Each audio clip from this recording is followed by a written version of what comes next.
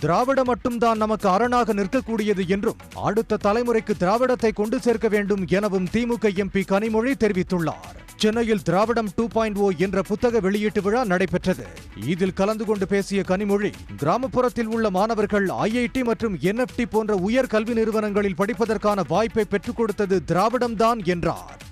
கிராமத்துல ஒரு மிக சாதாரண குடும்பத்துல இந்த கனவுகள் பற்றி எந்தவித புரிதலும் இல்லாத பெற்றோர்களுக்கு இப்படியெல்லாம் கனவு காணலாமா, தப்பு இல்லையா, நம்மளால முடியுமான்னு நினைக்கக்கூடிய பெற்றோர்களுக்கு பிறந்திருக்கக்கூடிய அந்த பிள்ளைகள் இப்படிப்பட்ட யூனிவர்சிட்டிஸில் இன்னைக்கு போய் படிக்கக்கூடிய வாய்ப்பை இந்த அரசு உருவாக்கி இருக்கிறது.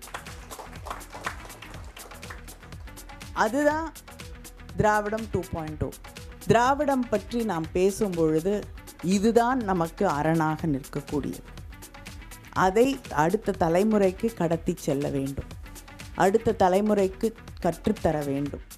தொடர்ந்து பேசிய விசிக எம்எல்ஏ ஆளூர் ஷானவாஸ், திமுக கூட்டணியில் பிணக்கை ஏற்படுத்தும் முயற்சிகள் நடக்கிறது என்றும் அவர்கள் திட்டம் ஈடேறாததால் திருமாவளவனை சிறுமைப்படுத்துகிறார்கள் என்றும் தெரிவித்தார். உடனுக்குடன் செய்திகளை தெரிந்து கொள்ள சன் நியூஸ் பெல் ஐகானை கிளிக் பண்ணுங்க.